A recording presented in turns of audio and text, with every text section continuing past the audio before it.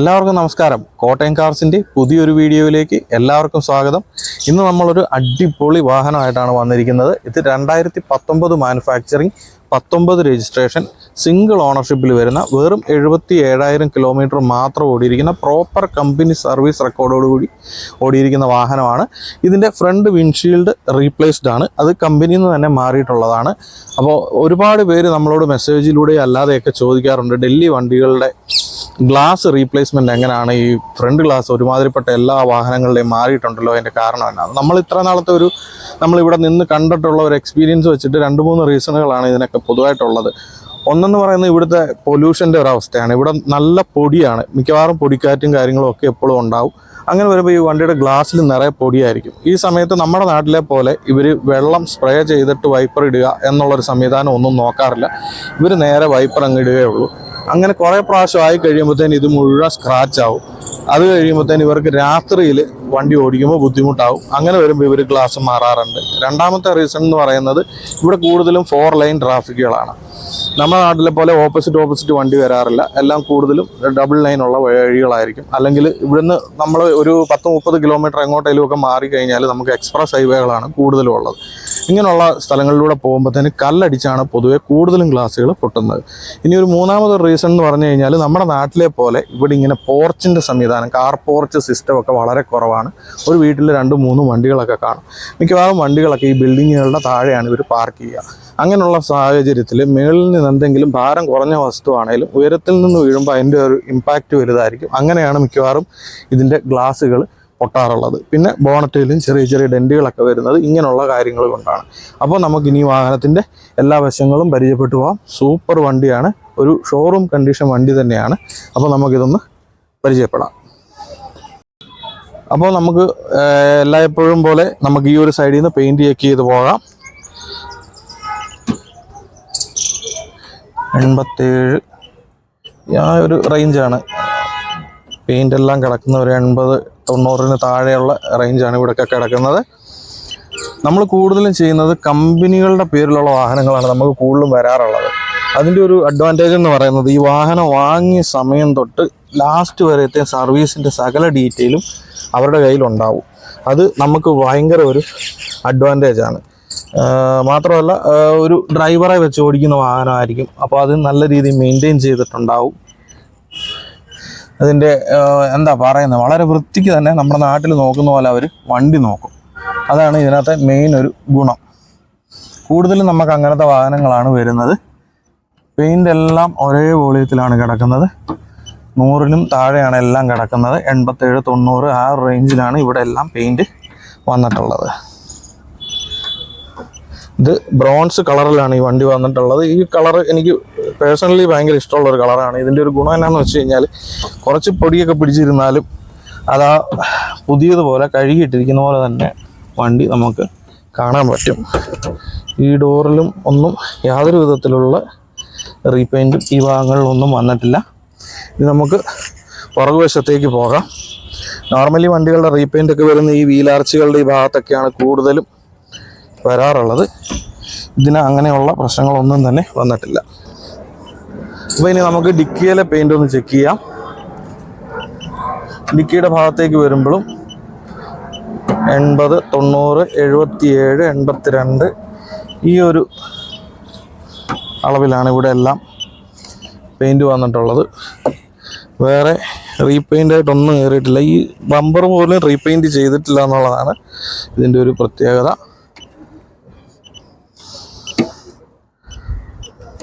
അപ്പോൾ ഡൽഹിയിൽ നിന്നും വാഹനം എടുക്കാൻ, ഹൈ ക്വാളിറ്റി വാഹനങ്ങൾ എടുക്കാനായിട്ട് ആഗ്രഹമുള്ളവർ തീർച്ചയായിട്ടും നമ്മുടെ കോട്ടയം കാർസിന് താഴെ കൊടുത്തിരിക്കുന്ന നമ്പറിൽ നമ്മളെ കോൺടാക്റ്റ് ചെയ്യുക. ടൊയോട്ടയുടെ വണ്ടികൾ മാത്രമല്ല, നമ്മൾ പ്രീമിയം വണ്ടികളും എല്ലാം തന്നെ നമ്മൾ ചെയ്യുന്നുണ്ട്. ഈ ഒരു ക്വാർട്ടർ പാനലിൻ്റെ ഈ ഒരു വീലാർച്ച് ഞാൻ പറഞ്ഞില്ല, പൊതുവേ ഈ വീലാർച്ചിൻ്റെ ഭാഗങ്ങളിലൊക്കെയാണ് സ്ക്രാച്ച് വന്നിട്ട് പെയിൻറ്റ് ചെയ്യാറുള്ളത്. ഈ ഒരു ഭാഗത്ത് പെയിൻറ്റ് കയറിയിട്ടുണ്ട്. ഈ ഭാഗത്തൊന്നുമില്ല. ഈ വീലാർച്ചിൻ്റെ ഈ ഒരു ഭാഗത്ത് റീപെയിൻറ്റ് ചെയ്തിട്ടുണ്ട്.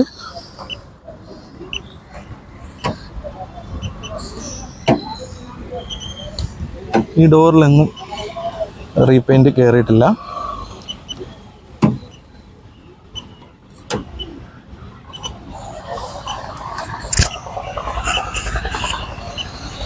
ഈ ഭാഗത്തെല്ലാം 90, 94, 82 ആ ഒരു റേഞ്ചിലാണ് പെയിൻറ്റ് കിടക്കുന്നത്. യാതൊരു വിധത്തിലുള്ള റീപെയിൻറ്റ് ഈ ഭാഗങ്ങളിലൊന്നും വന്നിട്ടില്ല.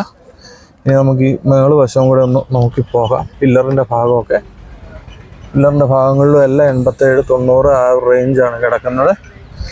ടോപ്പ് ഒന്ന് നോക്കാം.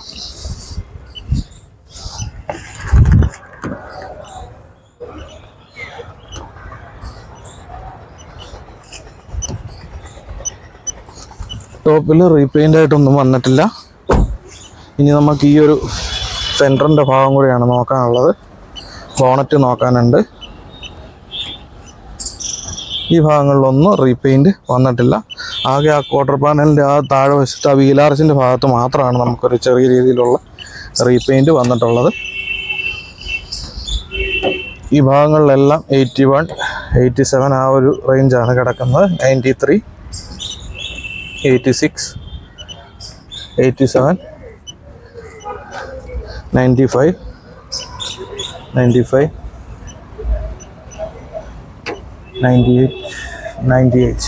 98.5 ഈ ഒരു രീതിയിലാണ് ഈ വാഹനത്തിൽ പെയിൻറ്റിൻ്റെ ക്വാളിറ്റി കിടക്കുന്നത്. ആ ഒരു ലെഫ്റ്റ് സൈഡിൽ ചെറിയൊരു ഭാഗം മാത്രം റീപെയിൻറ്റ് ചെയ്തിട്ടുണ്ട്. ഇനി നമുക്ക് വണ്ടിയുടെ എല്ലാ ഭാഗങ്ങളും ചെക്ക് ചെയ്യാം. ഡോറുകൾ, ഡിക്കി, ബോണറ്റ് എല്ലാ ഭാഗങ്ങളും നമുക്കൊന്ന് ചെക്ക് ചെയ്യാം. അപ്പോൾ നമുക്കിനി വണ്ടിയുടെ ബോഡി ക്വാളിറ്റി, വണ്ടിയുടെ പില്ലറിൻ്റെ ഭാഗങ്ങൾ, വണ്ടിക്ക് ഏതെങ്കിലും വിധത്തിലുള്ള സ്ട്രക്ചറൽ ഡാമേജുകളോ മറ്റോ വന്നിട്ടുണ്ടോ എന്നുള്ളതും കൂടെ നമുക്ക് ഓരോ ഭാഗങ്ങളായിട്ട് ചെക്ക് ചെയ്ത് പോകാം. ഈ ഒരു സെൻറ്ററിൻ്റെ ഭാഗത്തേക്ക് വരുമ്പോൾ ഈ ഭാഗത്തെങ്കിൽ യാതൊരു വിധത്തിലുള്ള സ്ക്രാച്ചോ ഡെൻറ്റോ ഒന്നും തന്നെ വന്നിട്ടില്ല. നല്ല ക്ലീൻ കണ്ടീഷനിലാണ് ഇരിക്കുന്നത്. ഈ വാഹനവും ഞാൻ കഴിഞ്ഞ വീഡിയോയിൽ പറഞ്ഞ പോലെയാണ്, നമ്മൾ എടുക്കുക കൊണ്ട് ഉപയോഗിക്കുക എന്നുള്ള രീതിയിലുള്ളൊരു വാഹനമാണ്. അപ്പോൾ ഇനി നമുക്ക് ഈ ഡോറ് തുറന്ന് പരിശോധിക്കാം. ഡോറിൻ്റെ ഈ ഭാഗത്തേക്ക് വരുമ്പോഴത്തേന് ഇവിടുത്തെ പേസ്റ്റിംഗ് ഒക്കെ കമ്പനി ഒറിജിനൽ പേസ്റ്റിംഗ് ആണ് കിടക്കുന്നത്. ഈ ഡോർ പാടുകളിലേക്ക് വരുമ്പോഴത്തേന് യാതൊരു വിധത്തിലുള്ള ഡാമേജോ ചെളിയോ യാതൊരു വിധത്തിലുള്ള കംപ്ലൈൻറ്റുകൾ ഈ ഭാഗങ്ങളിലൊന്നുമില്ല. പിന്നെ പൊതുവേ ഞാൻ പറയുന്ന പോലെ നമ്മുടെ നാട്ടിലെ ഒരു സ്റ്റൈലിലേക്ക് എത്താൻ വേണ്ടിയിട്ട് നമുക്ക് വീണ്ടും ഒന്നും കൂടെയൊക്കെ ഒന്ന് പോളിഷ് ചെയ്യുന്നതൊക്കെ നല്ലതായിരിക്കും. ഇൻറ്റീരിയറൊക്കെ നമുക്കിനി ഈ ഭാഗത്തെ പഞ്ചിങ് മാർക്കുകൾ നോക്കാം. ഇതെല്ലാം നല്ല ക്ലീനാണ്. യാതൊരു വിധത്തിലുള്ള വർക്കുകൾ ഈ ഭാഗങ്ങളിലൊന്നും ചെയ്തിട്ടില്ല. ഈ താഴെ ഭാഗത്തേക്ക് വരുമ്പോഴത്തേനും ഇവിടെയും നല്ല ക്ലീൻ കണ്ടീഷനിലാണ് ഇരിക്കുന്നത്. ഇനി നമുക്ക് അടുത്ത ഡോറിലേക്ക് പോകാം. ഈ ഒരു സൈഡ് പ്രൊഫൈലിലേക്ക് വരുമ്പോൾ യാതൊരു വിധത്തിലുള്ള ഡെൻറ്റോ സ്ക്രാച്ചോ ഒന്നും തന്നെ ഇല്ല. ഈ ബോഡി ലൈനൊക്കെ നല്ല ക്ലീൻ കണ്ടീഷനിലാണുള്ളത്. ഇനി നമുക്ക് ഈ ഡോറിൻ്റെ ഉൾവശത്തേക്ക് വരാം.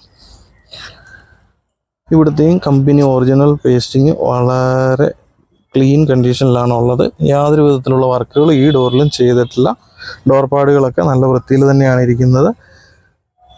വേറെ വലിയ ഡാമേജുകളൊന്നും വന്നിട്ടില്ല.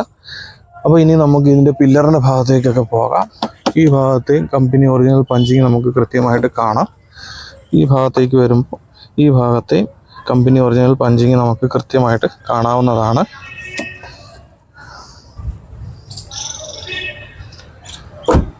ഈ ഒരു ക്വാർട്ടർ പാനലിൻ്റെ ഭാഗത്തേക്ക് വരുമ്പോഴത്തേന് ഈ ഭാഗത്തൊന്നും ഡെൻറ്റോ സ്ക്രാച്ചോ ഒന്നും തന്നെ വന്നിട്ടില്ല. ഇനി നമുക്ക് ഇതിൻ്റെ ഡിക്കിയുടെ ഭാഗത്തേക്ക് വരാം. ഈ ടൈൽ ലൈറ്റിലെങ്ങും യാതൊരു വിധത്തിലുള്ള ക്രാക്കോ സ്ക്രാച്ചോ ഒന്നും തന്നെയില്ല. കമ്പനി സ്റ്റോക്ക് കണ്ടീഷനിൽ തന്നെ ഉള്ളതാണ്.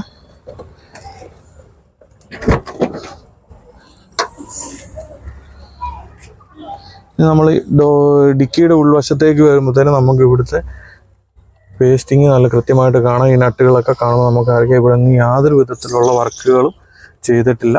ഈ ഒരു ഭാഗത്തേക്ക് വരുമ്പോഴും ഇവിടുത്തെയും പഞ്ചിങ് മാർക്കുകളെല്ലാം കൃത്യമാണ്. ഇനി നമുക്ക് താഴെ വശത്തേക്ക് വരാം. താഴെ ഭാഗത്തേക്ക് വരുമ്പോൾ ഇവിടുത്തെയും കമ്പനി ഒറിജിനൽ പഞ്ചിങ് നമുക്ക് കൃത്യമായിട്ട് കാണാം.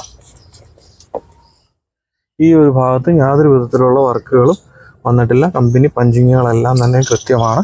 ഇനി നമുക്ക് വാഹനത്തിൻ്റെ അടുത്ത വശത്തേക്ക് പോകാം. അതിന് മുന്നേ ഇവിടുത്തെ പേസ്റ്റിംഗ് കൂടെ ഒന്ന് എടുത്ത് കാണിക്കാം. ഇവിടെ നിന്ന് യാതൊരു വിധത്തിലുള്ള വർക്കുകളും നിലവിൽ ചെയ്തിട്ടില്ല. ഇനി നമുക്ക് അടുത്ത വശത്തേക്ക് പോകാം.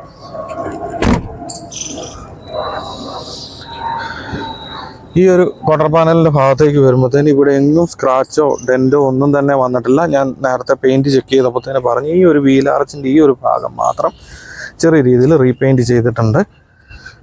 വേറെ ഗ്ലാസ്സുകളൊന്നും റീപ്ലേസ് ചെയ്തിട്ടില്ല. നമുക്ക് ഈ ഡോറിൻ്റെ ഉൾവശത്തേക്ക് വരുമ്പോഴത്തേന് ഇവിടുത്തെയും പേസ്റ്റിംഗ് എല്ലാം കൃത്യം കമ്പനി ഒറിജിനൽ പേസ്റ്റിംഗ് ആണ് വന്നിട്ടുള്ളത്. ഡോർ പാടുകളെല്ലാം നല്ല വൃത്തിക്കാണ് ഇരിക്കുന്നത്. ഇനി മേളുവശത്തെ പഞ്ചിങ് മാർക്കുകൾ നമുക്ക് നോക്കാം. കമ്പനി ഒറിജിനൽ പഞ്ചിങ് നമുക്കിവിടെ കൃത്യമായിട്ട് കാണാം. ഈ താഴ്വശത്തേക്ക് വരുമ്പോഴത്തേന് ഈ ഭാഗത്തെയും പഞ്ചിങ് കൃത്യമാണ്.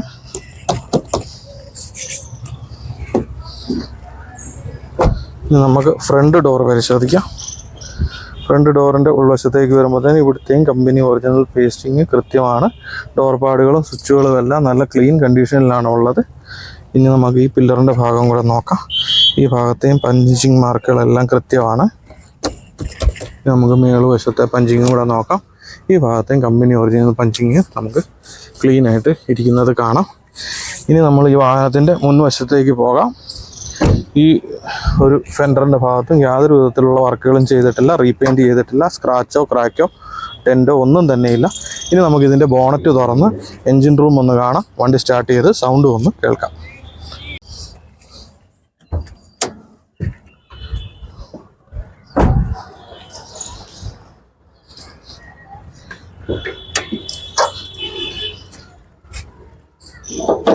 ബോണറ്റിൻ്റെ ഉൾവശത്തേക്ക് വരുമ്പോഴത്തേന് കമ്പനി ഒറിജിനൽ പേസ്റ്റിങ് നമുക്കിവിടെ കൃത്യമായിട്ട് കാണാം.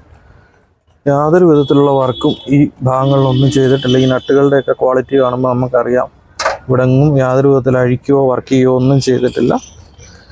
ഇത് 2024 ഡിസംബർ മാസത്തിലുള്ള പുതിയ ബാറ്ററിയാണ് ഇതിലിരിക്കുന്നത്.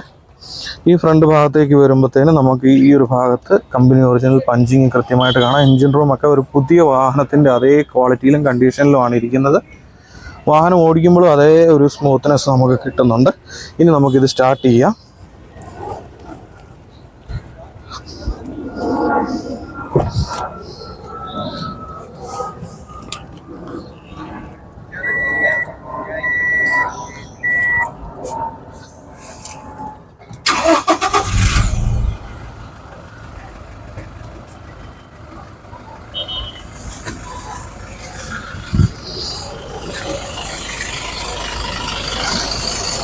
എല്ലായ്പ്പോഴും പറയുന്ന പോലെ വളരെ സൈലൻ്റ് ആയിട്ടുള്ള ഒരു എഞ്ചിനാണ്.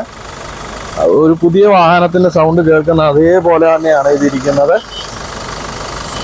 ഓയിലൊക്കെ പുതിയ ഓയിലാണ് കിടക്കുന്നത്. ഈ അടുത്ത് സർവീസ് ചെയ്തതേ ഉള്ളൂ ഈ വാഹനം. അപ്പോൾ ഇനി നമുക്ക് ഈ വാഹനത്തിൻ്റെ ഇൻറ്റീരിയർ ടയറൊക്കെ ഒന്ന് കാണാം. വാഹനത്തിൻ്റെ ഇൻറ്റീരിയറിലേക്ക് വരുമ്പോഴത്തേന് വളരെ വൃത്തിയിൽ തന്നെ മെയിൻറ്റെയിൻ ചെയ്തിട്ടുണ്ട്. യാതൊരു വിധത്തിലുള്ള ഡാമേജും ഈ വാഹനത്തിൻ്റെ ഇൻറ്റീരിയറിൽ വന്നിട്ടില്ല. ഈ മീറ്ററിൻ്റെ ഭാഗങ്ങളും സ്റ്റിയറിങ്ങും ഒക്കെ നല്ല ക്ലീൻ കണ്ടീഷനിലാണ് ഇരിക്കുന്നത്. ഇവിടെ മേളുവശമൊക്കെ പൊതുവെ ക്രാക്ക് വീഴാറുണ്ട്. ഇതിൽ അങ്ങനെ ഒന്നും സംഭവിച്ചിട്ടില്ല. പിന്നെ ഈ AC വെൻറ്റിലും ക്രാക്ക് പൊതുവെ വീഴാറുണ്ട്. പക്ഷേ ഈ വാഹനത്തിൽ അതൊന്നും വന്നിട്ടില്ല. ഇതിൻ്റെ സീറ്റിൻ്റെ ഭാഗത്തേക്ക് വരുമ്പോഴത്തേന് സീറ്റുകളൊക്കെ കമ്പനി വരുന്ന ലെതർ സീറ്റുകളല്ല, അല്ലാതെ വരുന്ന സീറ്റുകളാണ് ഇതിൽ വന്നിട്ടുള്ളത്. ഈ സീറ്റുകളിലൊന്നും യാതൊരു വിധത്തിലുള്ള ഡാമേജും സംഭവിച്ചിട്ടില്ല. കമ്പനിയിൽ നിന്ന് വന്ന അതേ കണ്ടീഷനിലാണ് ഇരിക്കുന്നത്. പുറകിലത്തെ സീറ്റുകളിലേക്ക് വരുമ്പോഴും അതും കമ്പനി ഒറിജിനൽ സീറ്റുകൾ തന്നെയാണ്. അതിലൊന്നും ഡാമേജുകളൊന്നും സംഭവിച്ചിട്ടില്ല. നല്ല വൃത്തിയിൽ തന്നെ സൂക്ഷിച്ചിട്ടുണ്ട്. പുറകിലത്തെ നിര സീറ്റുകളും സെയിം അതേ കണ്ടീഷനിൽ തന്നെയാണ് ഉള്ളത്. യാതൊരു വിധത്തിലുള്ള പ്രശ്നങ്ങളും വന്നിട്ടില്ല. ഇനി നമുക്ക് ടോപ്പിലേക്ക് വരുമ്പോഴും ടോപ്പിലൊന്നും യാതൊരു വിധത്തിലുള്ള അഴുക്കോ പൊടിയോ ഡാമേജോ ഒന്നും തന്നെയില്ല. വളരെ വൃത്തിയിൽ തന്നെ മെയിൻറ്റെയിൻ ചെയ്തിട്ടുള്ള ഒരു വാഹനമാണ്. അപ്പോൾ ഇനി നമുക്ക് ഈ വാഹനത്തിൻ്റെ ടയറിൻ്റെ ഭാഗത്തേക്ക് പോകാം. വാഹനത്തിൻ്റെ ടയറിൻ്റെ ഭാഗത്തേക്ക് വരുമ്പോഴത്തേന് 2023 മാനുഫാക്ചറിങ്ങിലുള്ള യോക്കോഹാമയുടെ 4 പുതിയ ടയറുകളാണ് ഈ വാഹനത്തിലുള്ളത്. ഇനി സ്റ്റെപ്പിനിയുടെ ഭാഗത്തേക്ക് വരുമ്പോഴത്തേന് സ്റ്റെപ്പിനി അൺയൂസ്ഡ് ആയിട്ടുള്ള ഒരു സ്റ്റെപ്പിനിയാണ് ഇതിൽ വന്നിട്ടുള്ളത്. നിങ്ങൾക്ക് കാണാം, ഫുൾ ത്രെഡുള്ള സ്റ്റെപ്പിനിയാണ് ഈ വാഹനത്തിലുള്ളത്. നമ്മൾ തരുന്ന വാഹനത്തിൻ്റെ ക്വാളിറ്റിയിൽ നമുക്ക് 100% വിശ്വാസമുണ്ട്. അതുകൊണ്ടാണ് നമ്മൾ ഇതുപോലുള്ള വാഹനങ്ങൾ തന്നെ നിങ്ങൾക്ക് പരിചയപ്പെടുത്തുന്നത്. നമുക്ക് ഡെയിലി വേണമെങ്കിൽ 2-3 വീഡിയോ ചെയ്യാനുള്ള സാഹചര്യം ഡൽഹിയിലുണ്ട്. പക്ഷേ അതിനകത്തൊരു ആത്മാർത്ഥത ഉണ്ടാകത്തില്ല. ഞാൻ കാണിക്കുന്ന വണ്ടിക്കകത്ത് എനിക്ക് തന്നെ ഒരു വിശ്വാസം ഉണ്ടാകത്തില്ല. ഞാൻ തരുന്ന വണ്ടിയിൽ എനിക്ക് 100% വിശ്വാസം ഉള്ളതുകൊണ്ടാണ് ഇത്രയും ക്വാളിറ്റിയുള്ള വാഹനങ്ങൾ എനിക്ക് നിങ്ങൾക്ക് വേണ്ടിയിട്ട് ലഭ്യമാക്കാൻ സാധിക്കുന്നത്. നല്ലൊരു വാഹനം വാങ്ങാൻ ആഗ്രഹിക്കുന്നവർ നമ്മുടെ കോട്ടയം കാർസിൻ്റെ താഴെ കൊടുത്തിരിക്കുന്ന നമ്പറിൽ നമ്മളെ കോൺടാക്റ്റ് ചെയ്യുക. ടൊയോട്ടയുടെ വണ്ടികൾ മാത്രമല്ല, പ്രീമിയം വണ്ടികളും ചെറിയ വണ്ടികളും ഉൾപ്പെടെ എല്ലാ വാഹനങ്ങളും നമ്മൾ ചെയ്യുന്നുണ്ട്.